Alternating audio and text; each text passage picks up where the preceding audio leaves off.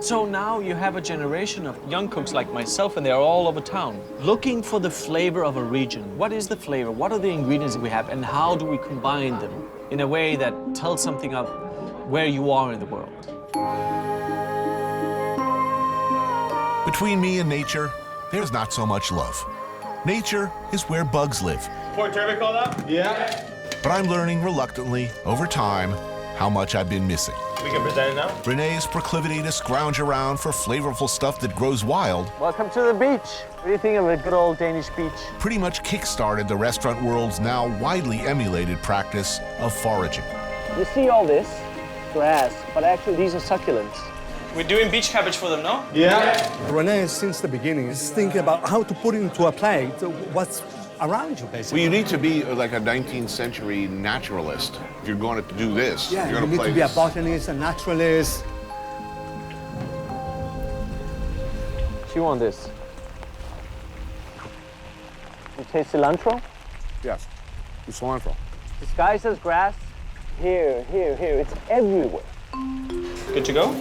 Service. Service. So we have some roasted turbot. I think the roe is on the top there. Beach plants, beach cabbages around the outside. So I know these ingredients. We were plucking them yesterday. Yeah. Wow. This should be the future, no? Your mama cooked these dishes. Let's go and forage, guys. Come on, kids. Oh, there you go. Look. Sea beans. Salty, juicy, crunchy. I mean, if I were looking at this at home, I would very much be thinking, come on, man, it's grass. It's grass. Yeah. It's green stuff. It all tastes the same. Yeah. It totally doesn't. It totally doesn't. Now, is some of this stuff poison? Yeah. Have you ever eaten something that... Oh, yeah. Yeah. On-the-spot diarrhea. Really? Oh. The dark side of foraging. 2 fish heads. Yes, sir. Growing your own food, finding your own food. Yeah. That was life in Macedonia. Yeah. But for a lot of people right now, it is an affectation. The worst moments, the worst meals are when people are just following a sort of a culinary trend. And they will see, oh, there's an edible, but it tastes like but it's edible and it's foraged, therefore I put it on the menu. You know, it's gonna go on the fish no matter what. 2 pike head walking. Beautiful. Oh, now... Pike heads with the beach ribs that you guys foraged from yesterday. Ah, Okay. and you just pick off every little bit. But I think even at its most ludicrous manifestation, surely it is a positive thing that people are actually starting to look around and see where shit grows. It still is good because people are being connected to the place they're in. What's edible, what's not? What is there to eat? Oh, here we go. Jackpot. This is a mustard, beach mustard. In 3 weeks, this is gone. New things come out. This is our bread serving. It's a sourdough bread that's made with a Swedish grain called ulen. And this is a cow's milk butter that has not been churned all the way. It's called virgin butter. Oh, God. This is amazing, huh? Butter like this, where you can pretty much taste what the cow ate. You know, anybody who's milked a cow, this is a flavor of childhood. Fact is, there aren't a lot of people left where I come from, who've milked a cow. And that's what is becoming more important to what these guys are doing. It's the relationship also that they have with the farmers, and the relationship we have with the soil. So this is Søren's farm, but we always say our farm. We feel like it's our place. Søren is René's primary supplier of farmed meat and vegetables. Look at the soil here. You see all the mussel shells? Yeah. These are shellfish because this used to be marshland. Like René, he's not your ordinary Dane, and his farm is unlike the others around here. This used to be monoculture, Yeah, 15 hectares with carrots. just carrots. And now, how many, what are you growing? Between 120 and 170 different things. True, there are tractors and rows where potatoes and carrots grow. But much of what's happening here is a mix of wild and cultivated. This is wild angelica. That's chives, the purple flowers here. Oh, yeah? Yeah. Wild onions. And you could grow them. Here, let's grow some for next year. There you go. The first time you come up here, you go into this and it's like, a flower garden. And he will say, no, no, no, this is the leek field. They're so nice. You're touching them like they're jewels. They are jewels. Let's grab a bunch of these for lunch, no? Is leeks going? The pressure in farming is to have a monoculture and to provide year in, year out what you know is going to sell and what the market demands. Do you mind grabbing a few of these plants? They're gonna grow up, so don't take the root. It's very, very hard for a small guy to say, you know what, I'm not going to grow carrots anymore. I'm going to grow a whole bunch of different interesting things, and I'm going to grow them as well as I possibly can. Yeah, this is pretty much a first for me. This is the first time you fall to your knees for a green plant? Yeah. How long for leeks? 2 leek up, 2 leek up. Do you think we'll ever reach the point where guys like Soren will be in a very good place? I think that if we cut the middleman, get the producers, the farmer, to talk directly with a guy like René. Nobody ever teaches you that the symbiosis you need to have intact is with these people that grow the food. You're never taught that as a cook, which is strange. No, get a better one. Can we have another leek that looks more similar in size to this one, please? Okay, let's go. And I think also, respect to your chefs, how should you know anything about this landscape? I've been here for 30 years and I just know small, tiny part. Grilled leeks. So we just scoop it up. I think we picked these yesterday. Oh, yeah? Oh, man. That is the meatiest, most umami-filled vegetable I've ever had. Yeah.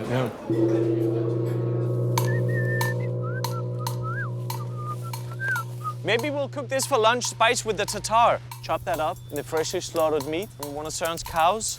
Hi. Hey, what else? The asparagus. Yes, let's do that. I'm hungry, man. Two asparagus, Carla? Yeah. Asparagus, beautiful.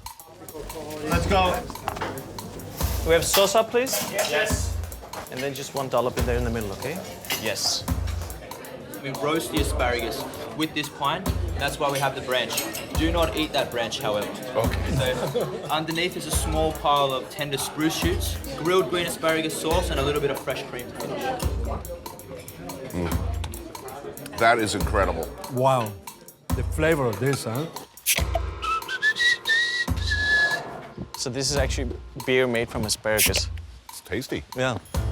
What's the meat? Veal. Veal? What was the name of the cow? 763-00330. Chef, do you want to do the tartare? What are you thinking? Just hack up the meat? Hack up the meat. Ooh, it already looks good. I'm gonna go on the asparagus and on the leeks. Clean them up, grill them. A little sun lotion on these guys. Søren, do you want to do a potato salad? Yeah. What should we put on the tartare? Wild onions. Bit of this horseradish. That's the chives, chive flowers. Okay, a little salt on the leek and a little cheese? Yes. That's the angelica. Take all these flowers and we mix that in. Some vinegar. Elderflower vinaigrette for the grilled asparagus. A few eggs from my mother's 3 birds. Done. Didn't take us 10 minutes, but we have 4 courses. This is like 3 Michelin stars, chef. Oh, yeah. Oh, man. Perfect. Look at that. Wow. Wow, wow, wow. Man, that egg. What an egg. Yeah. Do you eat like this all the time? I bring my kids up here. All the staff comes here often. This becomes your reference frame for how fresh an asparagus should be. Just harvest, just cooked, just eaten. I mean, I think a place like this, in addition to being the best restaurant in the world and whatever else, it offers a real possibility. There is food around that, with a little effort or a lot of effort, you can make into something really delicious. There is the hard thing, yeah? Change the way the people think about food. Not just the 35 people that can afford to come and eat here in Noma. Thank you for joining. Thank you, chef. It's magnificent, yeah. Magnificent.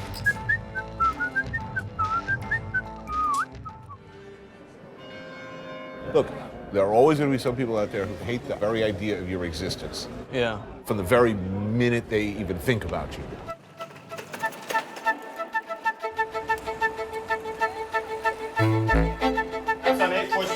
Yes. There's a Danish expression for not wanting to stand out, Yeah. not wanting to talk about Yeah, yourself too that's much. called jentelone, the law of jente. Wow. So it's yeast? It's product. It's beautiful. Here we are, 10 years ago. We're opening, we're saying, we're gonna try something else. 2 lobsters on hold. 2 lobster broth called out. Yeah. Stuff like that in that time was just unheard of. It was beyond stupid, and why do you even try? Why are you fiddling with stupid concepts? It's rock with wild lobster claws and nasturtium petals. Wow. Look at this. This is very complex. I know in the beginning, a lot of Danes were calling him the seal, Yeah. and they were laughing at him. It's a very new thing, you know, food here in Denmark. It's not something that they had like we have in Italy or they have in France. No, here it's a different story. History, they say, belongs to the victors. And here, where the myth of the American West took root, where so much romantic lore began, history was being rewritten almost as soon as it happened. This was never the big empty. As Dan Flores writes, the idea of a wilderness is itself a cultural construct. As early as 1539, when Marcos de Niza, a Franciscan friar, reported sighting from a distance what he called the 7 cities of Cibola, these were interpreted as tantalizing outposts of wealth, possible cities of gold. Coronado, the famous Spanish conquistador, quickly dispatched an expedition, and there were indeed cities.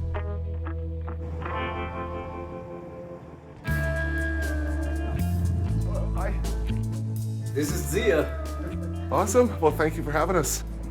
The home of community leader Ivan Pino in Zia, Pueblo. I'm here to join him and his nephew Robert and family in a traditional hunt. So we'll be carrying our shotguns, we'll be carrying our rabbit stick. We don't do this anymore, you know, it's harder. It's always good to get a prayer going so that the animals can be willing to take their life.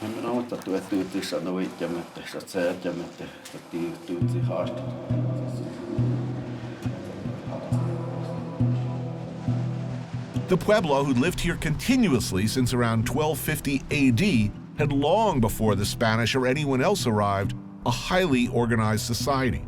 They built multi-level adobe apartment blocks. They farmed the land, irrigated crops using intricate water diversion systems. All this in what sure as hell looked like a harsh and unforgiving land.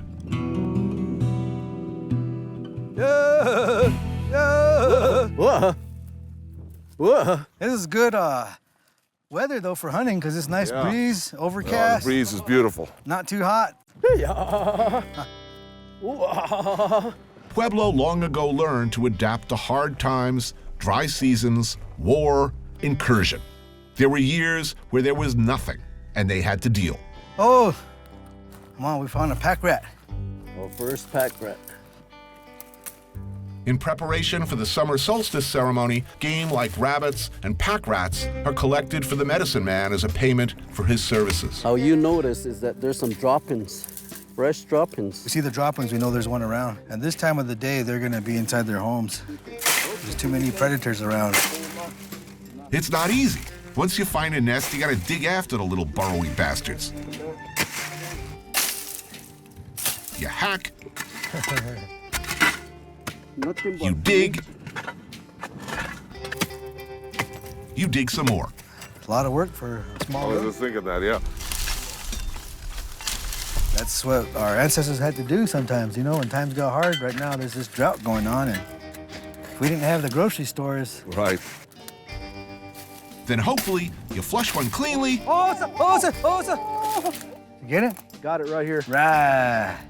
And give them a good whack on the head. The ratio of work to protein is not in the hunter's favor. Its whiskers and a little bit of his tail and plant it back in here. To ensure regeneration of this once vital source of food, tradition and ritual requires returning a part of the animal back to the nest. I will never go hungry.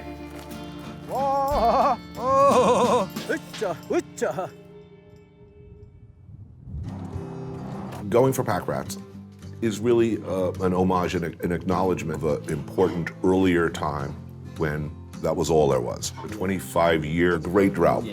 As a city boy, I am greatly relieved these little critters are for the medicine man and that we won't actually be eating any of them. Instead, Linda, Ivan's wife, is preparing a pretty traditional menu.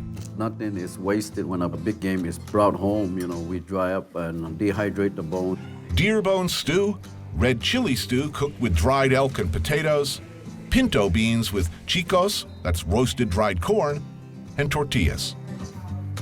And of course, more chiles. We call this dish push around chili because gather and push around. Push around till you see the one you want. Yeah.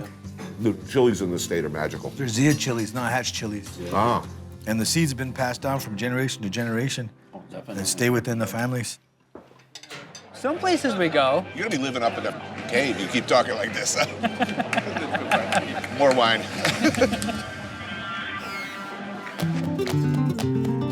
To see Spain, to see it straight, to understand it at all, you should probably peek, if only through spread fingers, at that most Spanish of traditions, bullfighting.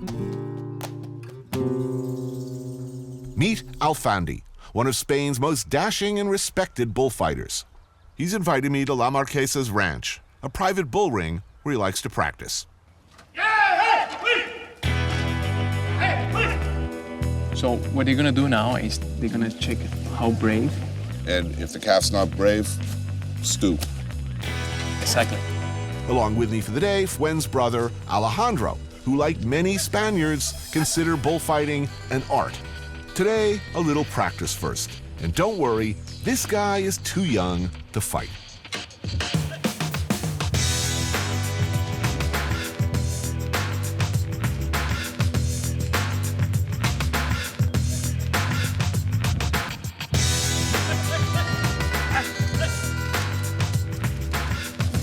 So this is the red cape, you know, that this is the most important cape, where they make all the art, all the poetry.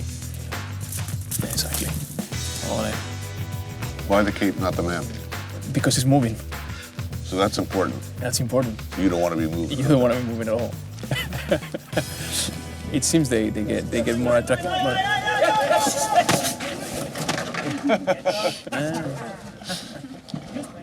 This guy clearly has spirit. Right away, he tries to take a poke at Zach's femoral artery. Promising. Venga, now's your time. I don't think so. Sure. Now's your time. You and him. He's gonna teach you. Yeah? Sure. Okay. No one likes to look like a pussy on TV. So when Alfandi jokingly suggests I join him in the ring to wave a pink cape at an aggressive young bull who just moments ago charged my cameraman, I said what any idiot would say. See? It all starts well enough. Hey, this is fun. This is easy. Ooh. Until I get a horn hooked right up next to my nutsack. Then it's not so fun. Thanks, guys. Oh, man. This youngster shall live, perhaps to gore future TV hosts with his mighty horns.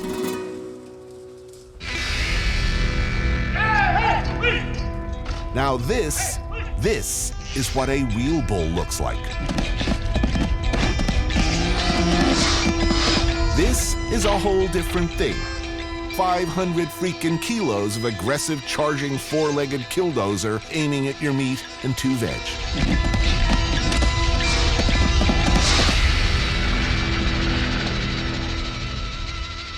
That's a lot of muscle. That's a lot of muscle. That's a big bull.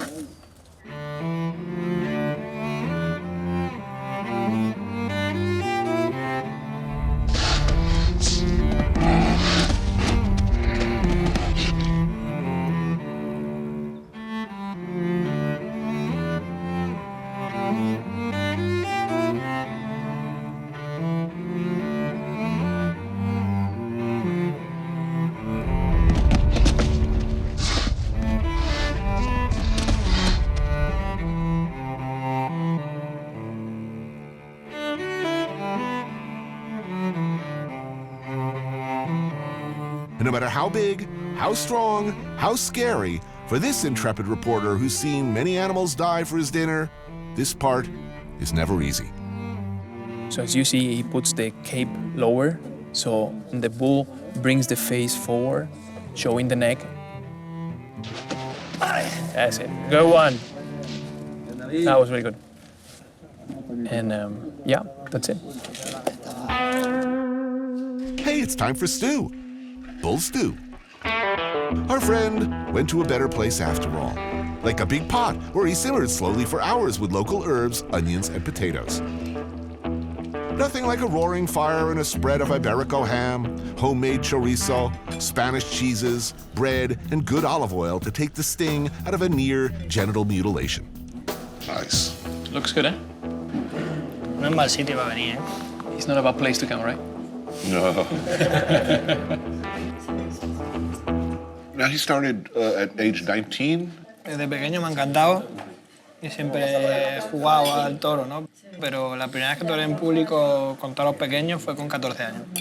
If you were a little boy growing up, Yeah. you aspired to be Exactly. a bullfighter. The matadors were the original rock stars, the very ideal of masculinity, male beauty, and grace. That runs deep. Like it or not, you should probably know this before dating a Spanish guy. Me, I'd happily see an end to it tomorrow, but there is no denying the terrible beauty of a very complex tradition. Every country, I mean, obviously food is political, but it always feels like it's a bit more political here. That there are these layers of things that you couldn't have, like restaurants. I mean, I go to restaurants and I think to myself, wow, this many years ago, I couldn't have come here with this person. They were not allowed to sit in here. And I remember very clearly being about 8, the cafe owner would regularly not pay the customer who was black with change. He would pay him with bubblegum. And the guy, somehow, he couldn't argue. It was just like the same. If you were a black guy, you got your change in bubblegum. And you'd be standing there 8 years old and feeling like, oh my God, it was so terrible, but you couldn't say anything because that would have been worse. It was just like this weird thing of sweeties. It was so uninnocent and represented such badness. It just seems mad.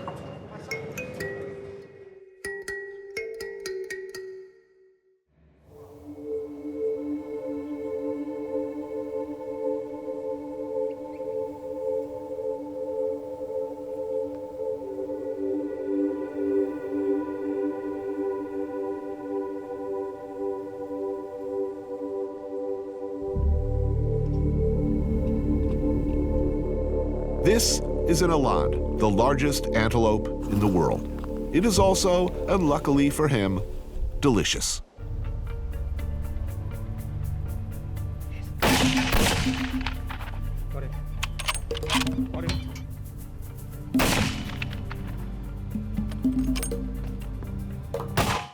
There's it.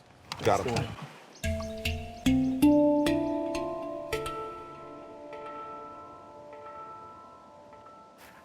I think that was very good. No? That's a little sad. You know? It is sad, it is sad. But you know what? That is such good meat, and that's really what we do. Though this one weighs in around a ton, rest assured, every bite, every scrap will be eaten. Some of that tonight at dinner. Chef Andrea Bergner, Dion, a local hunting expert, and myself joined Prospero Bailey on his game farm. Prospero's dad, Jim Bailey, was the legendary publisher of the slyly subversive Drum magazine, the first of its kind during apartheid, a black-oriented investigative magazine slickly disguised as glossy pop culture. Prospero's farm is a mere 20 miles from Johannesburg. Did you see the city there? Yeah. Wild, all this within sight of the city.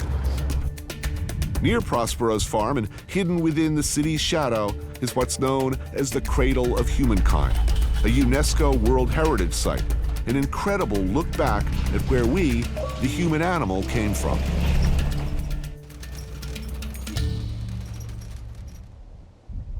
So now here's this is a classic little sinkhole. There's loads of these. This is what this area is. I mean, the cradle, this is called the cradle. It's now a World Heritage Site because 60% of all the evidence for human evolution comes out of this valley. It's from caves like this that keep the record. The geology just conspires to preserve fossils. They're very, very rare things, hominid fossils, but they've found more here in the last 10 years than they've sort of found anywhere. So you're home. This is where you start. This is my ancestral homeland? This is your ancestral homeland.